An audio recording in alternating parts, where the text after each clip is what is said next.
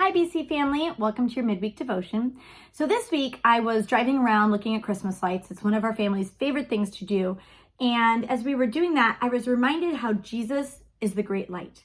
He is the light of the world. And in John 8:12 it says, Jesus says, I am the light of the world. Whoever follows me will never walk in darkness, but will have the light of life. The light of Jesus shines in our lives and illuminates the world around us, right? It's his light that brings life into us, clarity and direction. And as I was driving around and the kids and I are anticipating what each street would bring, I thought about how many people in this world are living in darkness, right? Searching for the light.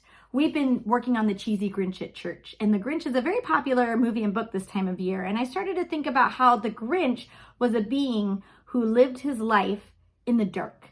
He was consumed by the darkness around him all the time, right?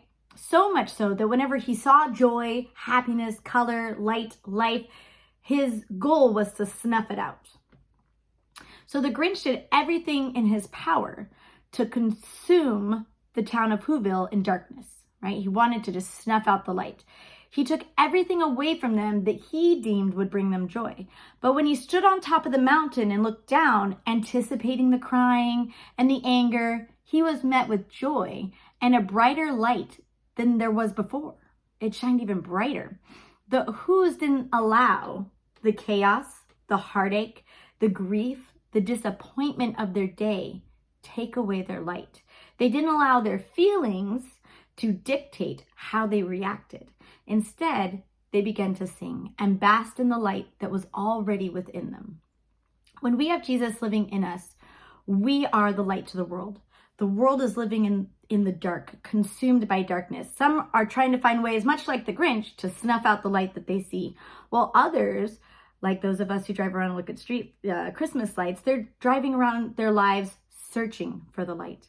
But when we are living our lives in the light, when we are not allowing our lives or our feelings to dictate how we react, then our light shines even brighter and those around us notice.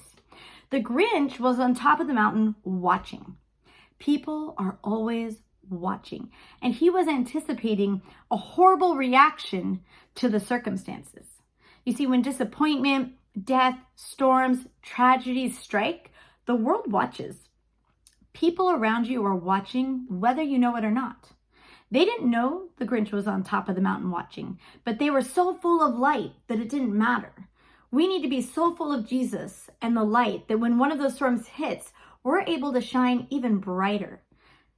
That we do the opposite of what the watching world believes we're going to do, right? The Grinch, it says, was confused, puzzled. He was like, this isn't right. When we react to a storm with praise to God and thankfulness, when we maintain our peace and joy, the people around us react much like the Grinch. They're puzzled, they're confused. This isn't right. We should be sad, not glad. But in the midst of that, much like the story of the Grinch, they're able to see the brightness of Jesus inside of us. Matthew 4:16 says, the people living in darkness have seen a great light. On those living in the land of the shadow of death, a light has dawned. Isaiah 9:12 also says, the people walking in darkness have seen a great light. A light has dawned on those living in the land of darkness. The light dawned on the Grinch that day. He had been living in darkness, and after watching and waiting, he saw a light that changed his heart, a light that cut through the darkness of his life and changed him from the inside out. Only the light of Jesus can change the hearts of those around us, and that light reaches them through us, right? Matthew 5:16 says, in the same way, let your light shine before others, that they may see your good deeds and glorify your Father in heaven. I feel like the Who's were an example of this verse in Micah 7:8. Micah 7:8 says, do not gloat over me, my enemy. Though I have fallen, I will rise. Though I sit in darkness, the Lord will be my light.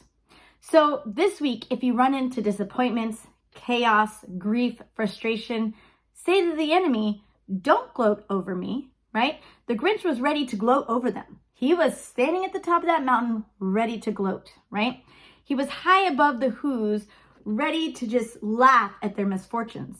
So say to the enemy, do not gloat over me. I may have fallen, but I will rise. I may be sitting in some darkness in your circumstances or your moment, but you get to remember the Lord is my light. And the light shines through any darkness. The light always overcomes. And this week, sing praises to God.